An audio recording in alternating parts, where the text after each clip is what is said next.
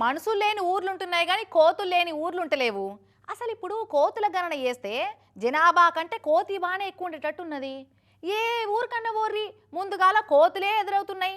Toll గేట్ల కాడ పైసలు కట్టినట్టు అవి కూడా ఊర్లో జొర్రంగానే పండో పాలమో ఇయ్యమని టోల్ కట్టమంటున్నాయి. మనల్నే ఇడిచిపెట్టని కోతులు అందాల పోటీల కోసం వచ్చిన అందగత్తెలెంబడి పడితే ఇంకేమన్నా ఉన్నదా? ఎత్తు మడిమే చెప్పులు వేసుకొని ఉరుకుతే ఆయంత ఎల్లెలకల పడితే ఎట్లా? అసోంటి ఏం జరగద్దని ఆఫీసర్లు ఏం చేస్తున్నారో చూడు పోరి. హైదరాబాద్లో అందాల పోటీలు ఏమో గాని మా గండాన మోపోయినాయని కిస తిట్టుకుంటుండొచ్చు కదా రామప్పకెళ్ళున్న కోతులు.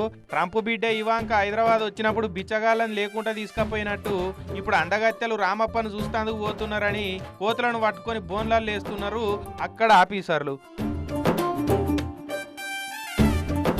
ఈ నెల 14 తారీఖు నాడు మిస్ వరల్డ్ పోటీలకు వచ్చిన అందగత్తెలను రామప్ప టూర్కు తీసుకుపోతున్నారట సర్కారోళ్ళు. ఇక ఆడ చెట్ల మీద ఏళ్ళాడుకుంటా కాళ్ళల్లో తిరుగుకుంటా కోతులు కానొస్తే అందగత్తెలు అగులు బుగులై ఓ మై గాడ్ మంకీ అని సింగడ బింగడ ఎగిరి బెదిరిపోగల్లా అని ముందు జాగ్రత్త కొద్ది మంత్రులు ముఖ్యమంత్రులు వస్తుంటే ప్రతిపక్షం లీడర్లను హౌస్ అరెస్టులు చేసినట్టు అందగత్తెలు వస్తుంటే కోతులను బోన్ అరెస్టులు చేస్తున్నారు. ఏడికాడ వాటిని దొరకబట్టి బోన్లాల్లో ఎక్కిస్తున్నారు. పాపం కోతులు మిస్ వరల్డ్లను చూసి మురిసిపోదాం అనుకుంటే వాటికి ఆ నేత్రానందం కూడా లేకుండా చేసిరు కదా ఆఫీసర్లు.